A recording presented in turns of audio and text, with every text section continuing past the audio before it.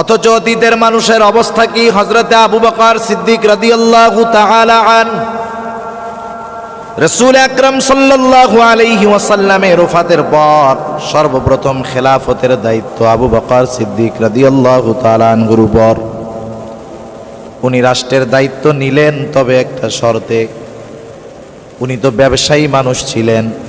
উনি বললেন যে, শোনো, আমি রাষ্ট্রের দায়িত্ব পালন করব, অসুবিধা নাই, কিন্তু দিনের একটা সময় আমাকে আমার ব্যবসার জন্য দিতে হবে। কারণ আমি যদি ব্যবসা না করি তাহলে আমার পরিবারের খরচ আমি কিভাবে চালাবো? খলিফাতুল মুসলিমিন রাষ্ট্রীয় কাজও করেন, আবার দোকানে গিয়ে বেচা কেনাও করেন। রাষ্ট্র চালানো কি কঠিন কাজ! সব সময় ব্যস্ত থাকতে হয়।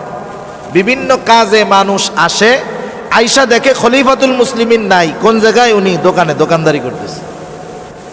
রাষ্ট্রীয় কাজে ব্যাঘাত ঘটে যায়।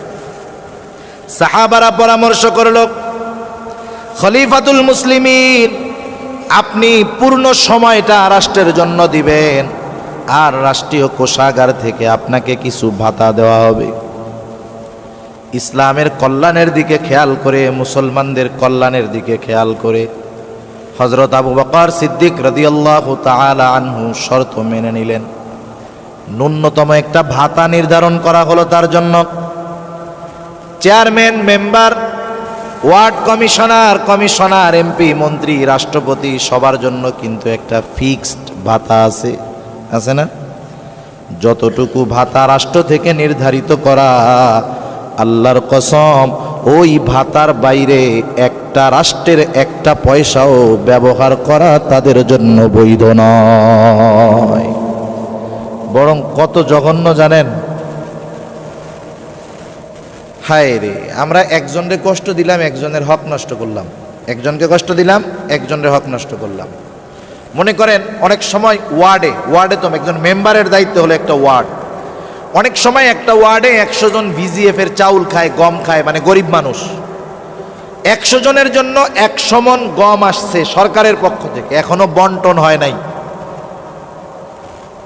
এই 100 জনের গম বন্টনের আগে ওই গম থেকে একটা গম যদি কেউ আত্মসাৎ করে, একটা গমের দানা বন্টনের আগে যদি কেউ আত্মসাৎ করে, 100 জনের হক নষ্ট করা হবে। কত জনের? কারণ বন্টনের আগে প্রত্যেকটা গমের দানার মধ্যে হক আছে কত জনের? 100 জনের। এবার চিন্তা করেন, যদি ওয়ার্ডের একজন মেম্বার একটা গম নেয়, তাহলে তার উপরে কত চাপ। যদি চেয়ারম্যান হয়, চাপ আরো বেশি।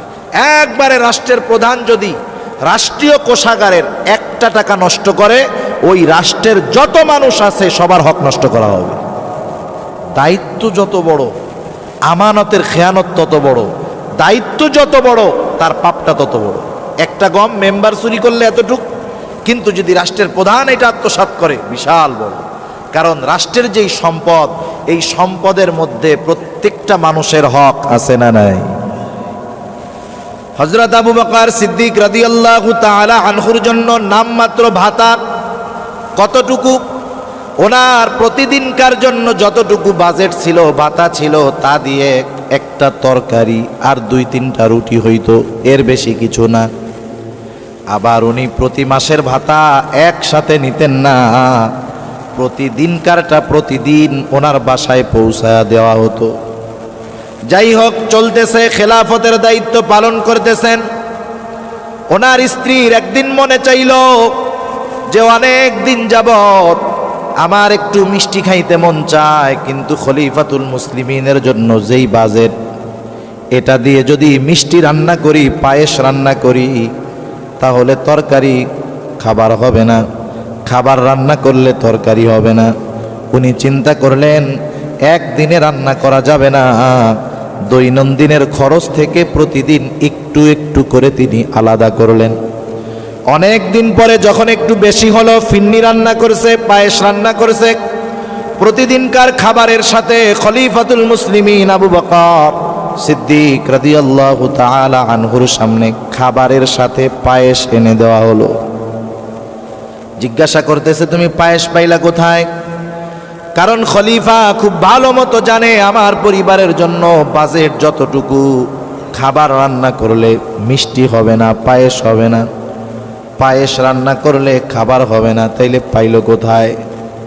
স্ত্রী এবার বলতেছে, শোনেন, অনেক দিন আগে আমার একটু পায়েস খাইতে মন চাইছিল, কিন্তু প্রতিদিন আমাদের সংসারের জন্য যতটুকু বাজেট বরাদ্দ, এটা দিয়ে তো পায়েস আর খাবার একত্রে রান্না করা সম্ভব নয়।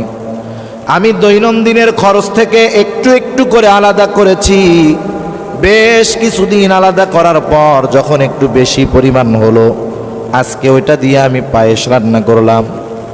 আবু বকর সিদ্দিক রাদিয়াল্লাহু তাআলা আনহু জিজ্ঞাসা করলেন, কতটুকু আলাদা করছো? এবার স্ত্রী জবাব দিল যে এতটুকু পরিমাণ। উনি বাইতুল মালে, রাষ্ট্রীয় কোষাগারের যেই ক্যাশিয়ার, তার কাছে গিয়ে বললেন, শোনো, আগামী দিন থেকে আমার পরিবারের বাজেট বরাদ্দ কমায়া দিবা। কতটুকু কমাবা? ওনার স্ত্রী দৈনন্দিন যতটুকু আলাদা করছে ততটুকু কমায়া দিয়েছে। চিন্তা করছেন? উনি চিন্তা করছে এটাও তো আমার অতিরিক্ত। কারণ আমরা মোল্লারা, আমরা যারা আছি, আমরা তো মনে করি আমরা বাইসে আছি খাওয়ার লেগে।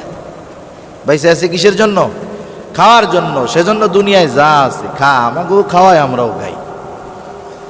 কিন্তু ওনারা চিন্তা করতেন যে আমরা খাওয়ার জন্য বেঁচে আছি, তা না, আমরা বাঁচার জন্য খাই। মানুষ যখন এইভাবে খাবে যে আমি বাঁচার জন্য খাইতেছি, তখন তার পান্তা ভাত মরিচ পেঁয়াজ দিয়ে খাইলেই কাজ হয়ে যাবে। আর যদি মনে করে যে আমি বাইসাই আছি খাওয়ার জন্য, তাইলে ওর গাল হয়ে যাবে হলো তিমি মাছের গালের মতো, যত খাক পেট ভরলেও চোখ ভরবে না। ঠিক কিনা বলেন? সেজন্য দেখেন, উনি মনে করেছেন আমার তো পায়েস খাওয়ার দরকার নাই, আমার স্ত্রী দৈনিক যতটুকু আলাদা করেছে অতটুকুও তো দরকার নাই। বাজেট বন্ধ হয়ে গেল। হযরত ওমর রাদিয়াল্লাহু তাআলা আন কেমন মানুষ ছিলেন! একদিন রাতের বেলায়, গভীর রাত, বাতি জ্বালায়া রাষ্ট্রের কাজে ব্যস্ত খলিফাতুল মুসলিমিন ওমর, একজন লোক আসলো। আসার পরে বলতেছে, খলিফা, আপনার সাথে একটু কথা বলতে চাই। তিনি জিজ্ঞাসা করলেন, কথা কি আমার সাথে ব্যক্তিগত নাকি রাষ্ট্রীয়? উনি যখন বললেন কথাটা হলো ব্যক্তিগত কথা, বলার সাথে সাথে হযরত ওমর রাদিয়াল্লাহু তাআলা আনহু বাতিটা নিভাইয়া দিলেন। স্বাভাবিক, আপনার বা আমার বাসায় একজন আইসা বলতেছে, ভাই আপনার সাথে একটু ব্যক্তিগত কথা আছে। আমি কি করলাম? লাইটটা বন্ধ করে দিলাম। ভয় পেয়ে যাবে না যে আসলাম তো কথা কইতে, এখন কি বাতি নিভাই মায়ের নাকি দেয় আল্লাহই জানে। চিন্তায় পড়ে যাবে, ভয় পেয়ে যাবে, অসৌজন্যতামূলক কাজ হয়ে যাবে। ওই ব্যক্তি এবার জিজ্ঞাসা করে, খলিফাতুল মুসলিমিন বাতি নিভাইয়া দিলেন, কারণটা কি? হযরত ওমর রাদিয়াল্লাহু তাআলা আনহু বলতেছে, কথা বলবা ব্যক্তিগত কথা, রাষ্ট্রীয় কথা নয়। তোমার সাথে কথা হবে ব্যক্তিগত কথা, আর রাষ্ট্রের সম্পদ অপচয় হবে, এর হিসাব কে দিবে? 5 মিনিট কথা কইতে কয় টাকার তেলই বা পুড়বে, কতটুকু তেল খরচ হবে। কিন্তু দেখেন রাষ্ট্রের সম্পদের আমানত তারা কিভাবে রক্ষা করছে। সুবহানাল্লাহ। এইরকম এক একজন শাসকের ইতিহাস অনেক বলা যাবে। আর একজনের কথা বলি, মোগল সম্রাটদের ইতিহাস আমাদের উপমহাদেশের একটা অবিচ্ছেদ্য অংশ। কারণ দীর্ঘ সময় ব্যাপী মোগলেরা আমাদের উপমহাদেশ শাসন করেছে। ইসলামের ইতিহাস বলেন আর ভারতীয় উপমহাদেশের ইতিহাস বলেন, ইতিহাসের ব্যাপক অংশ জুড়ে মোগল সম্রাটদের ইতিহাস আছে। আফসোসের ব্যাপার হলো, মুসলমানদের ইতিহাস যারা লেখছে এরা অধিকাংশ হলো অমুসলিম। অমুসলিমরা আমাদের ইতিহাস লেখার কারণে অনেক সময় ইতিহাসের অনেক সত্য বিষয়টাকে তারা লুকায় রাখছে, অসত্যটাকে প্রকাশ করছে বেশি। এমন ইতিহাস প্রকাশ বেশি করেছে যার দ্বারা আমাদের ঈমান আকীদার পর্যন্ত ক্ষতি হয়ে গেছে বেশি। যেমন মোগলদের ইতিহাস যদি পড়েন, ওই ইতিহাস যদি কোনো 200 পৃষ্ঠার বইয়ের মধ্যে থাকে, আপনি আমি দেখতে পাবো ওই বইয়ের অর্ধেক প্রায় 100 পৃষ্ঠা জুড়ে একজন ব্যক্তির ইতিহাস লেখা হবে, যার নাম হলো সম্রাট আকবর। নাম শুনছেন না সম্রাট আকবরের? ইউরোপীয় ঐতিহাসিকরা সম্রাট আকবরকে আকবর দ্য গ্রেট বলে। আকবর দ্য গ্রেট। তাকে একজন মহান শাসক হিসাবে তারা উপাধি দেয়। কারণ কি জানেন? কারণ হলো তৎকালীন সময়ে সম্রাট আকবরের মাধ্যমে ইসলামের যতটুকু ক্ষতি হয়েছে, ইমানের ব্যাপারে, আকীদার ব্যাপারে যতটুকু ক্ষতি হয়েছে, অমুসলিমরাও তৎকালীন সময়ে ইসলামের এত ক্ষতি করতে পারে নাই। যাই হোক, আমি যেই বাদশার কথা বলবো তার নাম হলো বাদশাহ আওরঙ্গজেব। মোগলদের সর্বশেষ বাদশাহ, যিনি শান শৌকতের সাথে মোগল সাম্রাজ্য পরিচালনা করেছেন 60 বছর। উনি সিংহাসনে উপবেশন করার আগে ওনার নাম ছিল আওরঙ্গজেব। সিংহাসনে যখন উপবেশন করলেন তার উপাধি হলো আলমগীর, বাদশাহ আলমগীর। বাদশাহ আলমগীর সিংহাসনে বসেছে। কেমন ছিল তার জীবনী? 60টা বছর মোগল সাম্রাজ্য পরিচালনা করলো। কেমন ছিল তার জীবন? ঐতিহাসিকরা কিন্তু এই বিষয়টা ভালো মতো লেখে নাই। কেমন মানুষ ছিল বাদশাহ আলমগীর? সে রাষ্ট্র থেকে নিজের পরিবারের জন্য কোনো ভাতা, কোনো টাকা নিত না, বরং নিজে হাতে টুপি সেলাই করে পরিবারের খরচ চালাতো। সে যদি চাইতো বড় অঙ্কের বাজেট ভাতা নিয়ে শান শওকতের সাথে চলতে পারত, কিন্তু কি করত? বাদশাহ নিজে হাতে টুপি সেলাই করতেন। আর একটা কাজ করত, উনি কোরআনের কপি লিখতেন। হাতের লেখা সুন্দর ছিল ওনার। এই কোরআনের কপি, তখন তো আর ছাপাখানা নাই, কোরআনের কপি লিখতেন, বাজারে নিয়ে যাওয়া হইতো, যা হাদিয়া আসতো ওইটা দিয়ে আর টুপি সেলাইয়ের টাকা দিয়ে উনি ওনার পরিবারের খরচ চালাইতেন। সুবহান আল্লাহ তাআলা তার নামটা চিরস্মরণীয় করে রাখছে। দুনিয়া যতদিন থাকবে তার নাম থাকবে, কারণ তার নামে ঐতিহাসিক একটি ফতোয়ার কিতাব আছে, ফতোয়ায়ে আলমগীরি। আল্লাহ তাআলা তার নামটা তামাম দুনিয়ার মুসলমানদের কাছে পরিচিত করে দিয়েছেন। সেজন্য রাষ্ট্রীয় সম্পদ এটা আমানত, রাষ্ট্রের দায়িত্ব আমানত। শুধু তাই না, আমার কাছে অপর মুমিনের মান সম্মান আমানত, ইজ্জতটা আমানত। আমি অপর মুমিনের সম্মান, ইজ্জত, সম্পদ নষ্ট করতে পারি না, এটা আমার কাছে আমানত। আমার জীবনটা আমার কাছে আমানত। আমার শরিয়ত তথা ইসলাম এটাও আমার কাছে আমানত।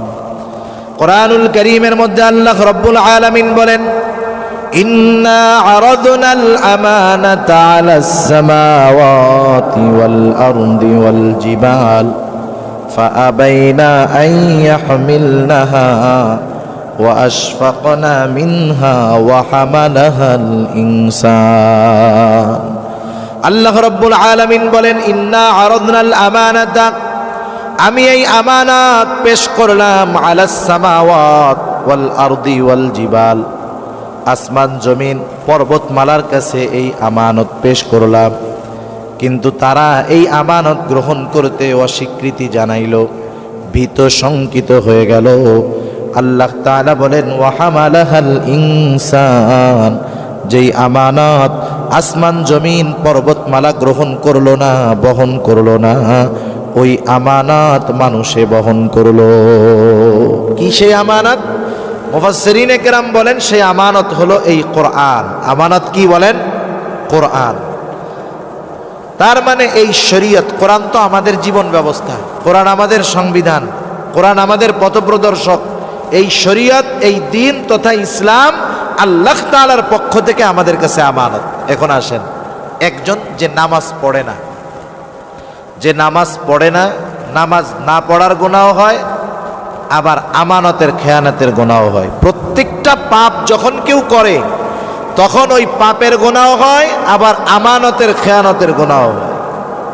শুধু তাই না, আল্লাহ রাব্বুল আলামিন আমাদেরকে কত সুন্দর জানায়া দিলেন, আমরা যখন কোনো গুনাহ করি এটাও খেয়ানত হয়। কারণ আল্লাহ তাআলা বলেন, ইয়ালামু খাইনাতাল আয়ুনি ওয়া মা তুখফিস সুদূর। আল্লাহ রাব্বুল আলামিন বলেন, তিনি জানেন তোমরা চোখের কি খেয়ানত করো, তোমাদের অন্তরের মধ্যে কি আছে সেটাও তিনি জানেন। সেজন্য যখন আমরা গুনাহ করি, এই গুনাহ করাটাও আমানতের খেয়ানত হয়ে যায়। এবার যদি আমরা নজর দেই যে কয়টা বিষয় আমরা আলোচনা করলাম এদিকেই যদি আমরা নজর দেই, তাহলে আমরা যারা নিজেরা নিজেদেরকে বড় আমানতদার মনে করতাম, আমাকে আমার কাছে তখন খেয়ানতকারী মনে হবে। সেজন্য আমানত ব্যাপক একটা জিনিস। আমরা সেজন্য চেষ্টা করব সর্বদা, সর্ব অবস্থায়, সর্বক্ষেত্রে আমানত রক্ষা করার। আল্লাহ তৌফিক দিক। জোরে বলি আমিন। কষ্ট হইতেছে আপনাদের? কথা বুঝতেছেন? আল্লাহর রাসূল বললেন চারটা জিনিস যার মধ্যে থাকবে দুনিয়াতে তার যদি কিছু নাও থাকে কোনো অসুবিধা নাই। এক নাম্বার হলো সে হতে হবে আমানতের হেফাজতকারী। দুই নাম্বার হলো সিদকু হাদিসিন, সত্য কথা বলা। সত্য বলা এটা কিন্তু বড় একটা গুণ, কারণ মিথ্যা বলা এটা হলো মুনাফিকের অন্যতম আলামত। নবীজি বলেন ইদা হাদ্দাসা কাযাবা, মুনাফিক যখন কথা বলে মিথ্যা কথা বলে। আজকে মিথ্যা ইচ্ছায় অনিচ্ছায়, বুঝে না বুঝেও আমরা বলি, বিশেষ করে মোবাইলের কারণে। ঠিক কিনা বলেন? মোবাইলের কারণে অনেকে অনিচ্ছায়ও মিথ্যা কথা বলে ফেলে, তারা বোঝে না। মনে করেন আপনি এখান থেকে যশোর শহরে যাবেন, আপনি খুলনা থেকে রওনা দিছেন। এখন এই বাজারের নাম কি? হ্যাঁ, রামনগর বাজার। আপনি খুলনা থেকে রওনা দিছেন, আপনার বন্ধু আপনার জন্য যশোরে দাঁড়ায় আছে। আপনি যশোরের কাছাকাছি যান নাই, এখনো আপনি আছেন আরও পেছনে। আপনি বলেন এই তো রামনগর চলে আসছি, রামনগর চলে আসছি, অথচ এখনো 5 কিলোমিটার পিছনে আছেন। আপনি চিন্তা করতেছেন চলেই তো আসছি, বললে সমস্যা কি? এই মিথ্যাটা আপনি ইচ্ছা করে বলেন নাই, এটা না বুঝা বলছেন, অনিচ্ছায় বলছেন, কিন্তু তারপরেও এটা মিথ্যা কথা হলো কি হলো না?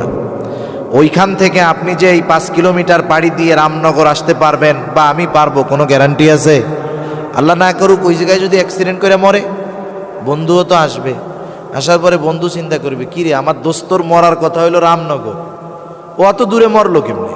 তার মানে এই দোস্ত মরার আগেও আমার সাথে মিথ্যা কথা কইছে। ঠিক কিনা বলেন? সেজন্য মোবাইলে আমরা এই ধরনের মিথ্যা কথা বলবো না। অনেকে অনিচ্ছায় এগুলা বলি, অভ্যস্ত হয়ে গেছি মিথ্যা বলায়। মিথ্যারে মিথ্যাই মনে করি না, মনে করি এটা স্বাভাবিক বিষয়, অথচ মিথ্যা হলো সকল গুনাহের মা। জঘন্যতম এক কবিরা গুনাহ মিথ্যা কথা বলা। আবার অনেক সময় আমরা আমাদের ছোট ছোট বাচ্চাদের সাথে মিথ্যা কথা বলি। খবরদার, ছোট বাচ্চাদের সাথে মিথ্যা বলবো না।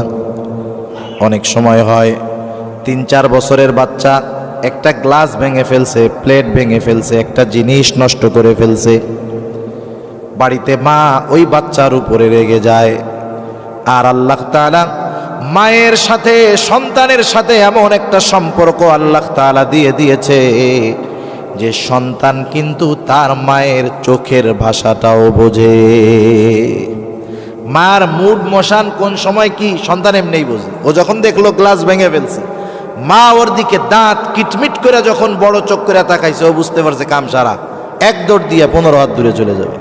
ঠিক না? এখন মার কি মন চাইতেছে? মার তো মন চাইতেছে প্লেট ভাঙছে, ওরে আমার পিটানি দেওয়ার দরকার, তাই না? এই সময় মা দৌড় দেয় না, কি বলে জানেন? এদিকে আয়, কিচ্ছু কমু না, এদিকে আয়, কিচ্ছু বলবো না, এদিকে আসো। এবার ওই বাচ্চা চিন্তা করে মা তো কিছু বলবে না বলছে, মাকে বিশ্বাস করে মার কাছে আসে।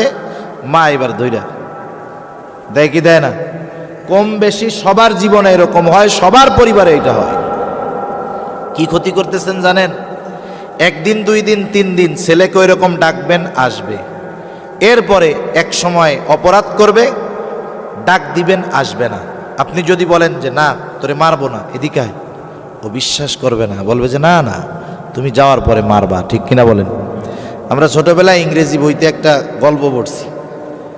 এক রাখাল প্রতিদিন ওই রাখাল গরু চড়াইতে গিয়া হঠাৎ একদিন দুষ্টমি করে গাছের উপরে ওইটা ডাক ছাড়ছে, বাঘ বাঘ বাঘ। আশেপাশের কৃষকেরা সব চলে আসছে। আইসা বলে কই বাঘ? বলে আমি তোমাদের সাথে একটু মজা করছি। তারা বিরক্ত হয়ে চলে গেল। আবার কয়েকদিন পরে আবার ডাক ছাড়ছে, বাঘ বাঘ বাঘ। এবার সবাই আসে নাই, অল্প কিছু লোক আসছে। বাঘ কই? বলে একটু মজা করছি। এবার তৃতীয় দিন সত্যই বাঘ আসছে। এবার সে ডাকতেছে, বাঘ বাঘ বাঘ। এবার আর কেউ আসে নাই। কি উপদেশ ছিল? এই গল্পের লাস্টে উপদেশ ছিল, ডু নট টেল এ লাই, কখনো মিথ্যা কথা বলবা না। আপনি যখন সন্তানের সাথে এরকম মিথ্যা বলবেন, এই ছোটবেলায় যদি ওই সন্তানের তার মা বাবার উপরে এই অবিশ্বাস তৈরি হয় যে আমার মা বাবা আমার সাথে মিথ্যা কথা বলে, এই অবিশ্বাস বড় হলে ঠিক হবে না, বড় হলেও এই অবিশ্বাস তার মা বাবার উপরে তার থাকবে। কারণ রাসূলুল্লাহ সাল্লাল্লাহু আলাইহি ওয়াসাল্লাম বলেন, শিশুকালে বাচ্চারা যা শিখে সেটা হলো পাথরে খোদাই করার মতো। ছোটবেলায় সে যেটা শিখে বড় হলে তার বাস্তব প্রতিফলন দেখা যায়। সেজন্য আমি আমার সন্তানের সাথে মিথ্যা কথা বলার দ্বারা আমি তার উপরে আমার আস্থাটা হারায়া ফেলতেছি। রাসূল আকরাম সাল্লাল্লাহু আলাইহি ওয়াসাল্লামের কাছে একদিন একজন মহিলা আসছেন। মহিলার সাথে ছোট একটা বাচ্চাটা অনেক দূরে চলে গেল। এইবার মহিলা হাতের মধ্যে মুষ্টি পাকাইছে, মুড দেখায় বলতেছে, আব্বু এদিকে আসো, মজা দিব, হাতের মধ্যে মজা। আমরাও ছোট বাচ্চাদের অনেক সময় এরকম বলি। এইবার ওই বাচ্চাটা কাছে আসলো, মুষ্টি খুলে মা ওই বাচ্চার হাতে একটা খেজুর দিলেন। রাসূলুল্লাহ সাল্লাল্লাহু আলাইহি ওয়াসাল্লাম দেখতেছে কি করে মা। খেজুরটা দেওয়ার পর আমার আপনার নবী বলতেছেন, শোনো, তুমি যদি এই বাচ্চার হাতে কিছু না দিতা অবশ্যই তুমি মিথ্যাবাদী হিসাবে গণ্য হতা।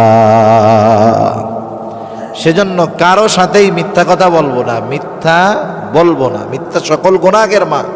একটা মিথ্যাকে প্রতিষ্ঠিত করার জন্য হাজারো মিথ্যা বলা লাগে, একটা মিথ্যা প্রতিষ্ঠিত করতে হাজার মিথ্যা বলা লাগে। কিন্তু এক সময় সত্য ওই যে পূর্ব দিক দিয়ে যখন সূর্য ওঠে সব আধার কেটে আলোকিত হয়ে যায়, সত্য একটা সময় এরকম সূর্যের ন্যায় ফুটে উঠে সব মিথ্যা প্রকাশিত হয়ে যায়, ঠিক কিনা বলেন? তখন অপমানিত হতে হয়, লজ্জিত হতে হয়। সেজন্য মিথ্যা বলবো না। ধোঁকাও কিন্তু এক ধরনের মিথ্যা।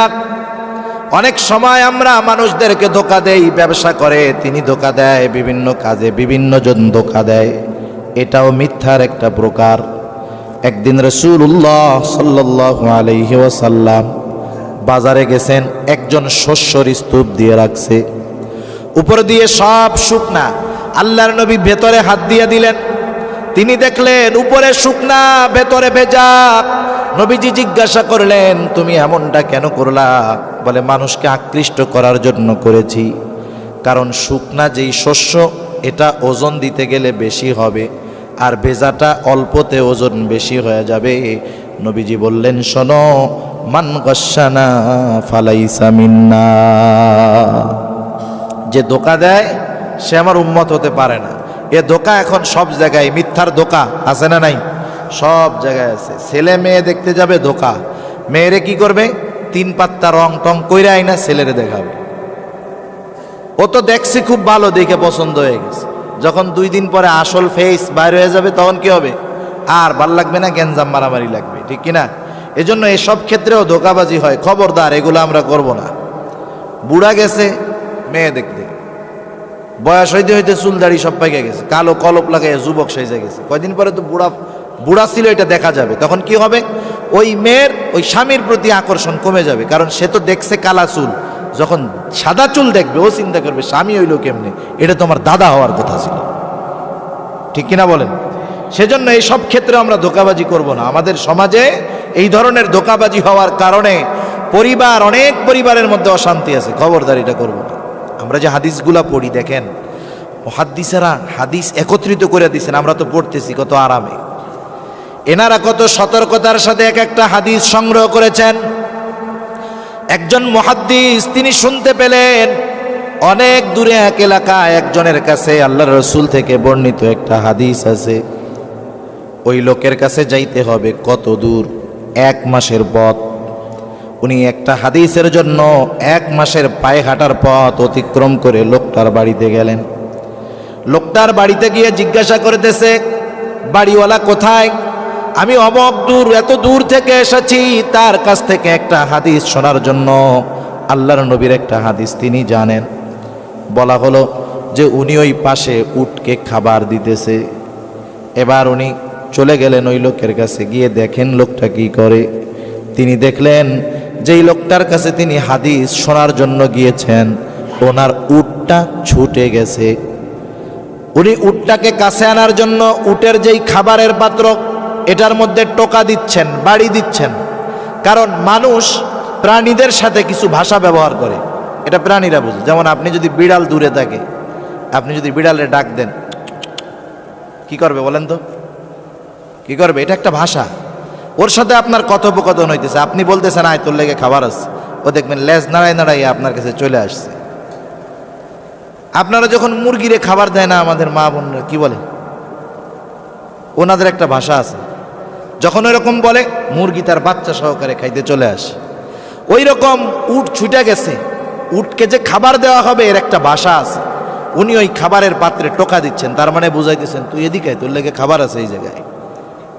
কিন্তু তিনি যখন উটকে ওইরকম শব্দ দিয়ে ডাকতেছেন, পাত্রের মধ্যে খাবার নাই, তার মানে লোকটা উটটাকে ধোকা দিচ্ছে।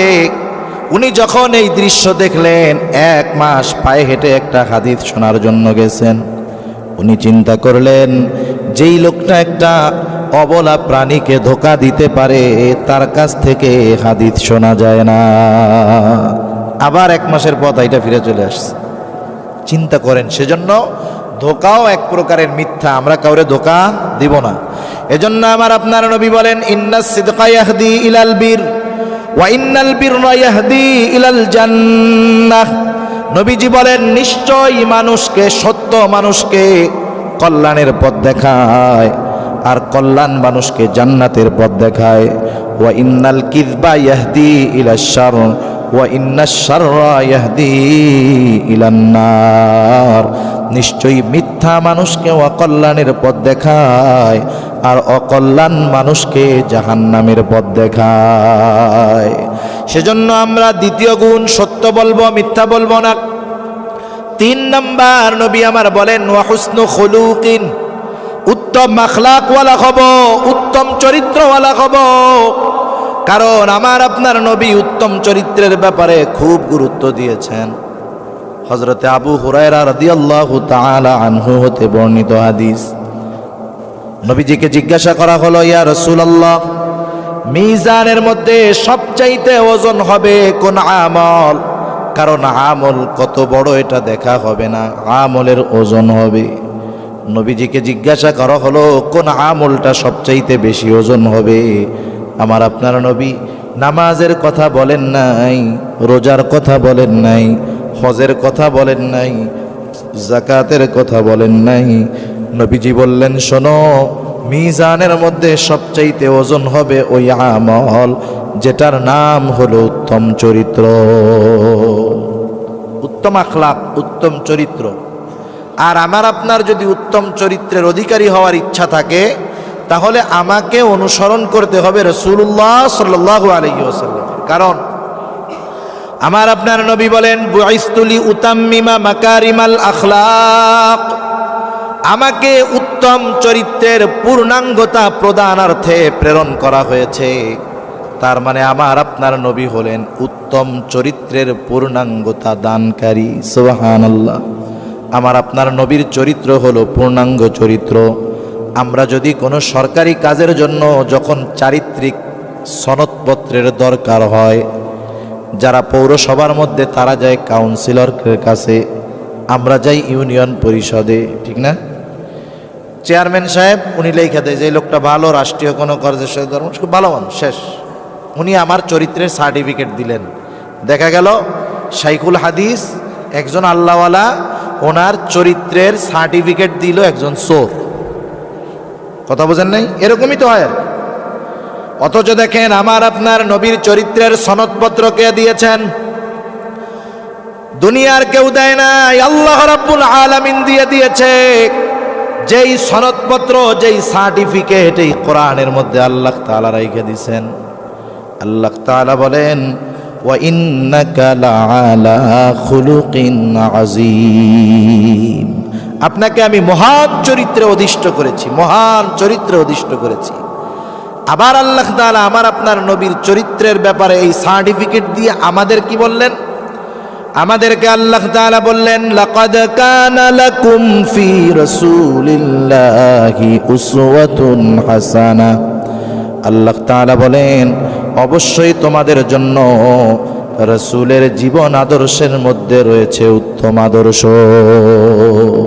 সেজন্য আমরা যদি পরিপূর্ণ আখলাকওয়ালা হতে চাই, উত্তম চরিত্রওয়ালা হতে চাই, আমাদেরকে আল্লাহর রাসূল সাল্লাল্লাহু আলাইহি ওয়াসাল্লামের অনুসরণ করতে হবে জীবনের প্রত্যেকটা ক্ষেত্রে।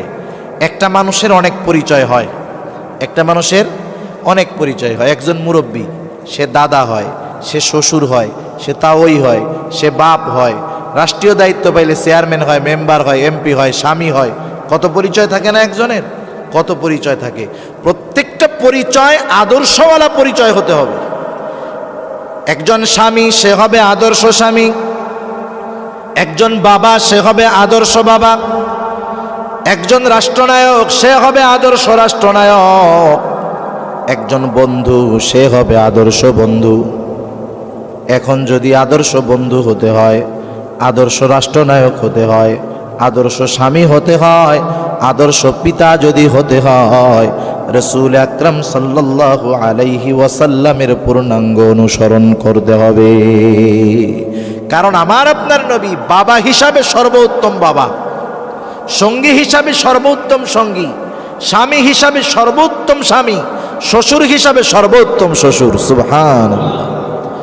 নবীজির জীবনের প্রত্যেকটা পাঠ, প্রত্যেকটা অংশ আমরা যদি এক একটা করে গ্রহণ করতে পারি, আমাদের জীবনটা আখলাকওয়ালা জীবন হয়ে যাবে। তো লম্বা বিষয়, এত বিষয় তো বলার সুযোগ নেই। সব কিছু তো বললে আর শুনলে হবে না, আমল করার দরকার আছে না নেই?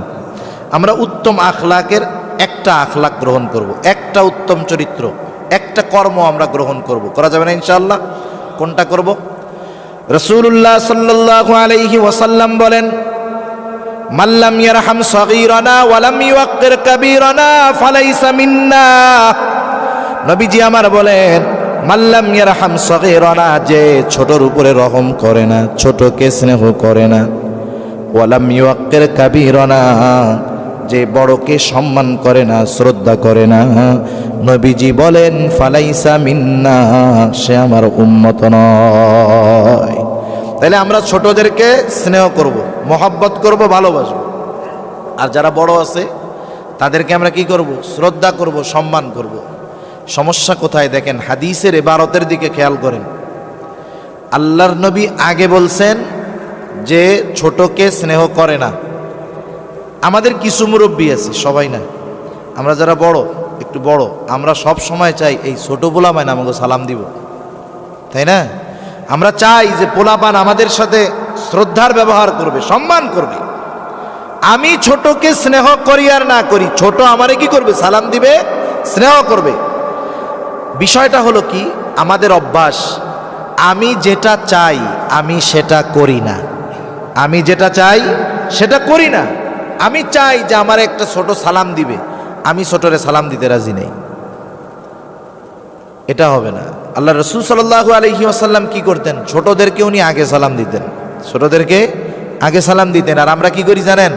আমরা খেয়াল করে দেখি যে ওই ছোট আমার পাশ দিয়া গেল, সালাম দিল কি দিল না। যদি না দেয়, আমি তো দেখতেছি সালাম দিল না, ওর বাপের কাছে যে কি বলা, বেয়াদবের বেয়াদব, কি শিখাইছেন এটি? আমি মুরব্বী মানুষ, আমার দেখা সালাম ও কালাম কিচ্ছু নাই, বেয়াদবরে আসলে একটু ভদ্রতা শিখাইয়েন। আচ্ছা, ছোট মানুষ, ওর তো ধান্দা ভিন্ন রকম, ঠিক কিনা বলেন? আপনি এক কাজ করেন না, তার কাছ থেকে যদি আপনার সালাম চাইতে হয়, পাইতে হয়, তাহলে আপনি তারে 2 দিন সালাম দেন। ছোট বাচ্চারে 2-3 দিন সালাম দেন, দেখবেন 3-4-5 দিন যখন আপনি সালাম দিবেন, আপনি রাস্তা দিয়ে হাঁটবেন, ও দূরে ফুটবল খেলতেছে, ক্রিকেট খেলতেছে, আপনাকে দেখার পর ব্যাট বল রাইখা দৌড়ায় আইসা আপনারে সালাম দিবে, আসসালামু আলাইকুম চাচা, ভালো আছেন? আপনি তো এরকম একটা সালাম চান, আমরা চাই, চাই কি চাই না? কিন্তু তাইলে আগে ওকে আমাকে সালামটা শিখাতে হবে। সেজন্য নবী আগে বলছেন যে ছোটর উপরে রহম করে না। সেজন্য অনেকে কথাটা এরকম বলেন, যেই বড় ছোটকে স্নেহ করে না, সেই ছোট ওই বড়কে সম্মান করে না। খেয়াল করে দেখবেন, আপনি যেই ছোট মানুষটাকে স্নেহ করবেন, মহব্বত করবেন, ভালোবাসবেন, ওই ছোট মানুষটা নিঃসন্দেহে আপনাকে আমাকে শ্রদ্ধা করবে। আর আপনি তারে অভিযোগ দিবেন তার নামে, বেয়াদব বলবেন, এইসব ধমক দিবেন, ও আপনারে মুখ দিয়া সালাম দিলেও মনে মনে গালাগালি করবে। বুড়া মরে না কে, মরলেই তো ভালো, খাওয়ানো যায় তো 2-4 দিন। সেজন্য আমরা ছোটদেরকে আগে স্নেহ করবো। আল্লাহ নবী এই কথাটাই আগে বলছেন। কোরআনের একটা মুআজিজা কি, আল্লাহর রসুলের মুআজিজা, কথার মুআজিজা কি? নবীজি যে কথাগুলা বলেন দিন সম্পর্কে, নবীজির নিজস্ব কথা না, কার কথা? কোরআনের প্রত্যেকটা শব্দ আগে পরে হওয়ার মধ্যেও রহস্য নিহিত আছে। একটা শব্দ আগে, একটা শব্দ পরে, একটা কথা আগে, একটা কথা পরে, একটা বাক্য আগে, আর একটা বাক্য পরে। কেন আগে পরে এটারও কারণ আছে। সুবহানাল্লাহ। এখানে নবীজি বোঝাইতে চাইলেন যে বড়রা আমরা যদি ছোটদের কাছে শ্রদ্ধা চাই, ছোটদের কাছে সম্মান চাই, তাহলে আমাদেরকে আগে ছোটদের স্নেহ করতে হবে। সেজন্য আমরা এখন থেকে ছোটদের সালাম দিব, বাসায় গিয়ে সালাম দিব, পরিবার পরিজন স্ত্রী সন্তান এদেরকে সালাম দিব। আন্তরিকতা মহব্বত পয়দা হবে। ছোটদেরকে যখন আমি কয়েকদিন সালাম দিব, আপনার বাসায় আপনার ছেলের ছেলে আছে, পৌত্র, গ্রামের ভাষায় কোনো জায়গায় বলে পোতা, নাতি পোতা। আপনি যদি 3-4-5 দিন তাকে গিয়ে সালাম দেন, আসসালামু আলাইকুম দাদা, কয়েকদিন পর দেখবেন আপনার আসার সময় যখন হয়, সে আগে সালাম দেওয়ার জন্য দরজার মধ্যে দাঁড়ায়া থাকবে। এই আখলাকগুলা ছোটদেরকে বড়রা শেখাবে। ছোটরা বড়দের অনুকরণ করে। আর সেজন্য আমাদের আখলাক যেমন হবে ছোটদের সেরকম হবে। সেজন্য আমরা একটা উত্তম আখলাকের আমল করব, যে আমাদের ছোট যারা তাদেরকে আমরা স্নেহ করব, মহব্বত করব, ভালোবাসবো। আর আমাদের যারা বড় তাদেরকে আমরা সম্মান করব। করা যাবে না ইনশাআল্লাহ? 4 নম্বর নবীজি বলেন ওয়াইফাতুন ফি তুমাতিন, হালাল রিজিক, হালাল খাবার হতে হবে। কারণ হালাল খাবার যার নাই তার কিন্তু ইবাদত কবুল হবে না, জান্নাতে যেতে পারবে না। নবীজি বলেন লা ইয়াদখুলুল জান্নাতা জাসাদুন গুদিয়া বিল হারাম, হারাম ভক্ষণকারীর শরীর জান্নাতে প্রবেশ করবে না। আর 5 মিনিটের মধ্যে শেষ হয়ে যাবে ইনশাআল্লাহ। হারাম ভক্ষণকারীর শরীর জান্নাতে প্রবেশ করবে না। কত জঘন্য এক কথা। হালালের ব্যাপারে কতটা গুরুত্ব আল্লাহ তাআলা, আল্লাহর নবী বলেন কাসবুল হালালি ফারিদাতুম বাদাল ফারিদাহ, ফরজ ইবাদতের পরে অন্যতম ফরজ ইবাদত হলো হালাল উপার্জন করা। হালাল উপার্জন ছাড়া কিন্তু আমার আপনার আমলগুলা কবুল হবে না। 2টা জিনিস খেয়াল রাখতে হবে, উপার্জনও হালাল, খাবারটাও হতে হবে হালাল। এমন হইল টাকাটা সুদের টাকা, আর গরুটা জবাই দিছে মক্কার ইমাম সাহেব, হারাম টাকা দিয়া ওই মক্কার ইমামের জবাই করা গরু কিনলে ওইটা যেমন শুয়োরের গোস্ত তেমন, কারণ ওর মূলটাই কি হারাম। সেজন্য উপার্জনও হালাল হতে হবে, খাবারটাও হালাল হতে হবে, 2টাই ঠিক থাকতে হবে, নাহলে দোয়াও কবুল হবে না, ইবাদতও কবুল হবে না। ওই হারাম খাবারের দ্বারা গঠিত শরীর জান্নাতেও যেতে পারবে না। এক ব্যক্তি বাইতুল্লাহর সামনে ইহরাম অবস্থায় আল্লাহ তাআলার কাছে রোনাজারি করতেছে, কান্নাকাটি করতেছে। তার পরিস্থিতিটা এমন ছিল, এমন তার অবস্থা দেখে সাহাবায়ে কেরামের অন্তরের মধ্যে দৃঢ় বিশ্বাস, এই ব্যক্তির দোয়া আল্লাহ তাআলা ফিরাইয়া দিতে পারে না। তারা রাসূলুল্লাহ সাল্লাল্লাহু আলাইহি ওয়াসাল্লামের কাছে গিয়ে বলল, ইয়া রাসূলুল্লাহ, এই যে লোকটা দোয়া করতেছে দেখেন তার অবস্থা, এর দোয়া তো আল্লাহ ফিরাইয়া দিতে পারে না। নবীজি বলেন, শোনো, যার দেহের মধ্যে হারাম টাকার পোশাক, যার দেহটা হারাম সম্পদ, হারাম খাবার দ্বারা গঠিত, তার দোয়া আল্লাহ কেমনে কবুল করবে? জিন্দেগির কত ইবাদত চলতেছে, কবুল হয় না কেন? হয়তো উপার্জন হারাম, নাইলে খাবারটা হারাম। সেজন্য খাবারটাকে হালাল করতে হবে। আল্লাহ তাআলা কোরআনুল কারীমের মধ্যে বলেন, ইয়া আইয়ুহার রাসূল কুলু মিনাত তাইয়্যিবাত ওয়া আমালু সলিহা। আল্লাহ তাআলা ইবাদত করার আগে আদেশ করছে কি? আগে তোমরা হালাল খাও। কুলু মিনাত তাইয়্যিবাত, আগে হালাল খাও, পবিত্রটা খাও। ওয়া আমালু সলিহা, এরপরে আমলে সলেহ করো, নেক কাজ করো। সেজন্য হারাম খাইয়া নেক কাজের পাহাড় পরিমাণ নেক কাজ করলেও এই হারাম খাবারের কারণে আমাদের ইবাদতগুলো কবুল হবে না। সেজন্য আল্লাহর নবী কয়টা উপদেশ দিয়েছেন আমাদের? সে কথাই আল্লাহর নবী বলেন, আরবাউন ইযা কুন্না ফীকা ফালা আলাইকা মা ফাতাকাদ দুনিয়া। চারটি জিনিস তোমাদের যার মধ্যে থাকবে দুনিয়াতে, তার যদি আর কোনো কিছু নাও থাকে কোনো অসুবিধা নাই। নবীজি বলেন, 1 নাম্বার সে তার মধ্যে থাকতে হবে আমানতের হেফাজত, 2 নাম্বার সত্যবাদিতা, 3 নাম্বার উত্তম চরিত্র, 4 নাম্বার হালাল রিজিক। বুজুর্গানে দিন বলেন দুনিয়াতে তার কোনো অসুবিধা নাই। মানে কি? কারণ এই বিষয়গুলা যে অনুসরণ করতে পারবে নিঃসন্দেহে সে মুত্তাকি বান্দা, কোনো সন্দেহ নাই। এই 4টা গুণ যে অর্জন করবে সে যে মুত্তাকি পরহেজগার, কোনো সন্দেহ নাই। আর মুত্তাকি বান্দার ব্যাপারে আল্লাহ রাব্বুল আলামিন বলেন যে মুত্তাকি বান্দার রিজিকের ব্যবস্থা আল্লাহ এমন জায়গা থেকে করবেন যে সে কল্পনাও করতে পারবে না। সেজন্য আমরা যদি আমাদের দুনিয়া আখেরাত উভয়টা সুন্দর করতে চাই, আল্লাহর রাসূলের এই উপদেশগুলো অনুসরণ করার দরকার আছে না নাই? আল্লাহ সুবহানাহু ওয়া তাআলা আমাদের সবাইকে যেগুলো আলোচনা করা হলো যথাযথভাবে আমলে পরিণত করার তৌফিক দান করুক। সবাই বলি আমিন। আরো জোরে বলি আমিন। ওয়া আখিরু দাওয়ানা আলহামদুলিল্লাহি রাব্বিল আলামিন। আসসালামু আলাইকুম ওয়া রাহমাতুল্লাহি ওয়া বারাকাতুহু। অল্পের মধ্যে যদি বরকত থাকে ওইটার দামটা বেশি। সেজন্য আসলে যে মাহফিল হইতেছে এই মসজিদে ঢোকার আগেও কিন্তু আমি বুঝতে পারি নাই, আওয়াজই নাই, মানে দেখতে মাইক নাই, কিচ্ছু নাই, এই জায়গাও টের পাওয়া যেতেছে না যে মাহফিল হইতেছে। তারপরেও আলহামদুলিল্লাহ আমরা যা কিছু শুনছি আগে পরে হযরত উলামায়ে কেরাম বয়ান করেছেন, আমরা যদি একটা আমল করতে পারি, সবগুলার থেকে একটা আমল করতে পারি, ওই একটা আমল যদি একজন করে, ওই একটা আমল করার কারণেই মাহফিল কামিয়াব হইতে পারে, ঠিক কিনা বলেন? সেজন্য মানুষ বেশি হলেই যে কামিয়াব বিষয়টা তা না। একজন মানুষ যদি আমল করে, একজন মানুষও যদি আসে আমল করলে ওই মাহফিল কামিয়াব। আল্লাহ তাআলা এনারা আয়োজন করেছেন। আমরা যা ইচ্ছা করি, যা চাই সবসময় তা হয় না, বরং আল্লাহ তাআলা যেটা চায় সেটাই হয়, ঠিক কিনা বলেন? আমরা চেষ্টার পরে যেটা হয়, মানুষ সব চেষ্টার পরে যেটা হয় বুঝতে হবে ওটাই আমাদের তাকদীর। আর যখন চেষ্টার পরে তাকদীরের উপরে আমরা বিশ্বাস করি, আমাদের জন্য সান্ত্বনার জায়গা আছে যে আমরা তো চেষ্টা করছি, আল্লাহ চায় নাই তাই হয় নাই। এখন দুনিয়ার মানুষের কারণে যদি না হইতো তাইলে মারামারি ফিতনা লেগে যাইতো।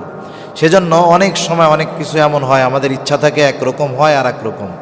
আল্লাহ তাআলা কোরআনুল কারীমের মধ্যে বলেন, আসা আন তাকরাহু শাইআ ওয়া হুয়া খায়রুল লাকুম ওয়া আসা আন তুহিব্বু শাইআ ওয়া হুয়া শাররুল লাকুম। মানে কিছু বিষয় হয় আমরা মনে করি ওর মধ্যে মনে হয় কল্যাণ ভরা, কিন্তু আল্লাহ তাআলা বলেন না না, ওয়া হুয়া কুরহুল লাকুম, ওইটা তোমাদের জন্য অকল্যাণকর, মন্দ। আবার কিছু বিষয় আছে তোমরা অপছন্দ করো, ভালোবাসো না, চাও না, কিন্তু আল্লাহ তাআলা আমি ওর মধ্যে কল্যাণ দিয়ে রাখছি, ভালাই দিয়ে রাখছি। সেজন্য আল্লাহ তাআলা আজকের এই আয়োজন কবুল করুক, যারা আয়োজন করেছেন তাদের কবুল করুক, মসজিদকেও আল্লাহ তাআলা মুসল্লিদেরকে সবাইকে কবুল করুক। আমরা দুরূদ শরীফ পাঠ করি। আল্লাহুম্মা সাল্লি আলা মুহাম্মদ ওয়া আলা আলি মুহাম্মাদিন কামা সাল্লাইতা আলা ইব্রাহিম ওয়া আলা আলি ইব্রাহিম ইন্নাকা হামিদুম মাজিদ। اللهم بارك على محمد وعلى آل محمد كما باركت على إبراهيم وعلى آل إبراهيم إنك حميد مجيد. الحمد لله رب العالمين والعاقبة للمتقين والصلاة والسلام على خير خلقه محمد وعلى آله وأصحابه أجمعين. ربنا ظلمنا أنفسنا وإن لم تغفر لنا وترحمنا لنكونن من الخاسرين. ربنا آتنا في الدنيا حسنة وفي الآخرة حسنة وقنا عذاب النار. ربنا لا تزغ قلوبنا بعد إذ هديتنا وهب لنا من لدنك رحمة إنك أنت الوهاب. আল্লাহ, গভীর রাত পর্যন্ত দিনই আলোচনা করার পর গুনাহ মাখা হাত আপনার শাহী দরবারের দিকে তুলে ধরেছি। আল্লাহ, আয় আল্লাহ, রাত্র যত গভীর হয় দুনিয়ার মানুষের দরজাগুলা বন্ধ হয়ে যায়, আর রাত্র যত গভীর হয় আপনার রহমতের দুয়ার তত উন্মোচিত হয়। আয় আল্লাহ, আমরা গুনাহগার, আপনি তো গফফার। আয় আল্লাহ, আমরা গুনাহ করতে ভালোবাসি, আপনি ক্ষমা করতে ভালোবাসেন। আয় আল্লাহ, আমাদের গুনার একটা সীমা আছে, কিন্তু আপনার ক্ষমা, দয়া, রহমতের কোনো সীমা নেই। আয় আল্লাহ, আপনি আপনার রহমান, রহিম, গফুর, গফফার নামের উসিলায় আমাদের প্রত্যেকের বিগত জীবনের সকল প্রকার কবিরা সগীরা গুনাহগুলা মাফ করে দেন। আয় আল্লাহ, আমাদের আত্মীয় স্বজন, দাদা দাদি, নানা নানি, শ্বশুর শাশুড়ি সহ যেই সমস্ত আত্মীয় স্বজন দুনিয়া থেকে চলে গেছে, আল্লাহ তাদের গুনাহগুলা মাফ করে কবরগুলা আপনি জান্নাতের টুকরা বানায়া দেন। আয় আল্লাহ, দুনিয়াতে যারা বেঁচে আছে তাদেরকে মাফ করে দেন, তামাম দুনিয়ার মুসলমানদেরকে আপনি মাফ করে দেন। আয় আল্লাহ, খাস করে আজকের এই মাহফিল আপনি কবুল আর মঞ্জুর করে নেন। আয় আল্লাহ, যা কিছু আলোচনা হয়েছে প্রয়োজনীয় কথা অনুযায়ী আমাদের আমল করবার তৌফিক দিয়া দেন আল্লাহ। অপ্রয়োজনীয় কথাগুলা জেহেন থেকে মুছে দেন ইয়া রব্বাল আলামিন। খাস করে যারা অর্থ দিয়ে, শ্রম দিয়ে, সময় দিয়ে, সৎ পরামর্শ দিয়ে, শত ব্যস্ততাকে উপেক্ষা করে উপস্থিত হয়ে বিভিন্নভাবে সহযোগিতা করেছে, আয় আল্লাহ সকলের ছোট বড় সর্বপ্রকার সাহায্য সহযোগিতাকে আপনি কবুল আর মঞ্জুর করে নেন। আল্লাহ, কে কোন আশায় সহযোগিতা করেছে আপনার জানতে বাকি নাই। আয় আল্লাহ, প্রত্যেকের মনের নেক চাওয়া, নেক আশাগুলা কবুল আর মঞ্জুর করে নেন ইয়া রব্বাল আলামিন। তামাম দুনিয়ার মুসলমানদের জান মাল ইজ্জতকে আল্লাহ আপনি হেফাজত করেন। আল্লাহ, জালেমদেরকে হেদায়াত দেন, হেদায়াত দেন। হেদায়াত যদি না থাকে আল্লাহ, তাদের ব্যাপারে আপনি আসমানি ফয়সালা গ্রহণ করেন ইয়া রব্বাল আলামিন। খাস করে আমরা যারা হাত উঁচু করেছি আল্লাহ, আমাদের মধ্যে হয়তো অনেকের মা নাই, অনেকের হয়তো বাবা নাই। আয় আল্লাহ, মা বাবা কত বড় নেয়ামত, যার নাই সে বোঝে মা বাবা কত বড় নেয়ামত। আয় আল্লাহ, অনেকে হয়তো নিজের হাতে মোহাব্বতের মা বাবাকে কবরে শুয়ে রাখছে। দুনিয়ার অপর প্রান্তে আমেরিকার খবর মুহূর্তের ভিতরে পাওয়াও যায়, দেখাও যায়, কিন্তু ওই 3 হাত মাটির নিচে মোহাব্বতের মা বাবার কবরের খবর জানাও যায় না, দেখাও যায় না। আয় আল্লাহ, গুনার কারণে যদি কারো মা বাবার কবরে আযাব হয়, আমাদের মধ্যে যাকে পছন্দ, যার আমল পছন্দ, তার আমলের ওসিলায় ওই মা বাবার কবরের আযাব আল্লাহ আপনি মাফ করে দেন। কবরগুলা আপনি জান্নাতের টুকরা বানায়া দেন। কিয়ামতের দিন ডান হাতে আমল নামা দিয়েন, হিসাব সহজ করে জান্নাতের ব্যবস্থা আপনি করে দিয়েন। যাদের মা বাবা বেঁচে আছে, সুস্থ দীর্ঘ অনেক হায়াত আল্লাহ আপনি দান করেন ইয়া রব্বাল আলামিন। আমাদের স্ত্রী সন্তান আমাদের জন্য চক্ষু শীতলকারী হিসাবে কবুল করে নেন। আয় আল্লাহ, যারা অভাবে আছে অভাব দূর করে দেন, যারা ঋণগ্রস্ত আছে ঋণ পরিশোধ করার তৌফিক আল্লাহ আপনি দিয়ে দেন। হারাম হালাল বেঁচে চলার তৌফিক দেন আল্লাহ। হালাল রুজি অন্বেষণের তৌফিক আল্লাহ আপনি দিয়ে দেন। যারা বেকার আছে উত্তম হালাল কর্মসংস্থানের ব্যবস্থা করে দেন আল্লাহ। আয় আল্লাহ, প্রত্যেকের রিজিকের মধ্যে প্রশস্ততা দিয়ে দেন। আমাদের রিজিকের মধ্যে সংকীর্ণতা দিয়ে আমাদের পরীক্ষা নিয়েন না আল্লাহ। আয় আল্লাহ, মা বোনদেরকে কবুল আর মঞ্জুর করে নেন, পর্দানিশীন বানায় দেন, 5 ওয়াক্ত নামাজ যথাসময়ে আদায় করবার তৌফিক আল্লাহ আপনি দিয়ে দেন।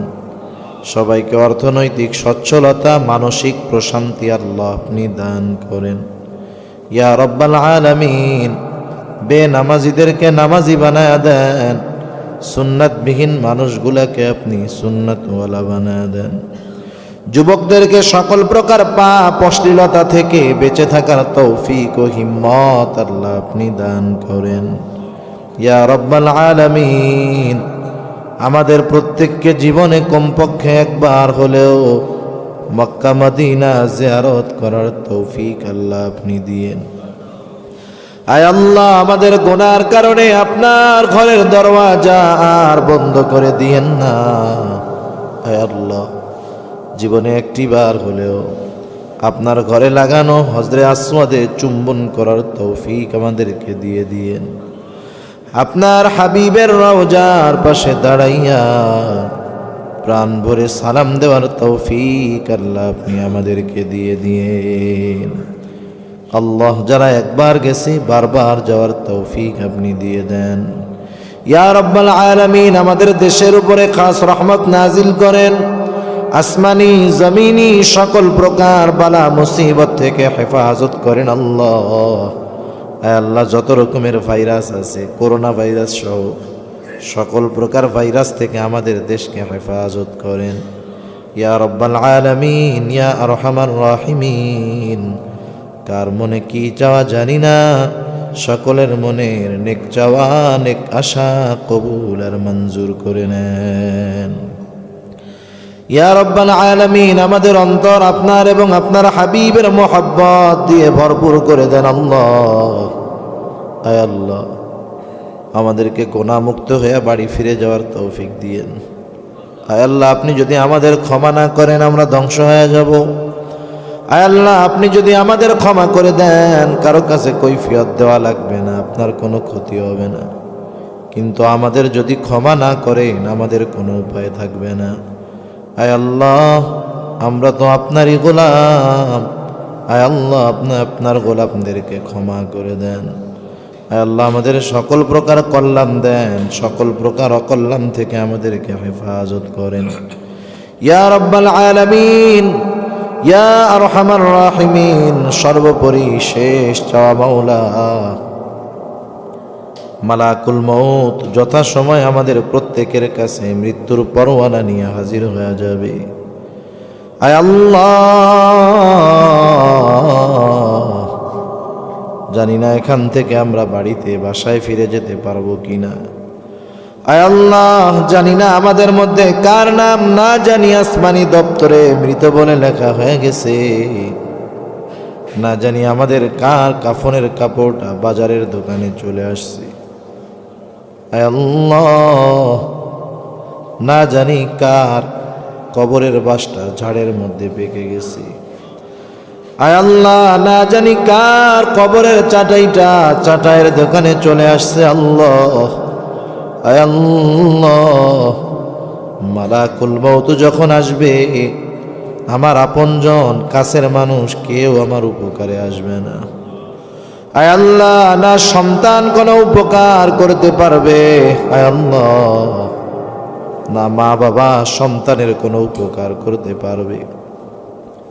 ওই কঠিন সময় আপনি আপনার প্রত্যেকটা গোলামের জবানে তাওহীদের কালিমা নসিব করে দিয়ে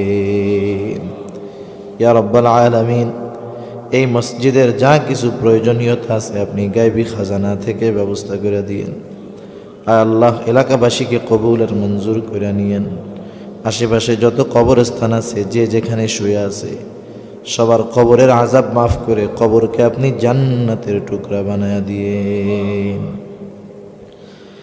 ইহদিনাস সিরাতাল মুস্তাকিম, ইহদিনাস সিরাতাল মুস্তাকিম,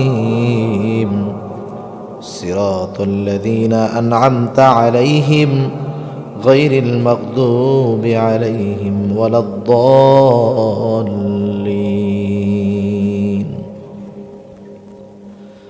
ربنا هب لنا من أزواجنا وذرياتنا قرة أعين وجعلنا للمتقين إماما رب ارحمهما كما ربياني صغيرا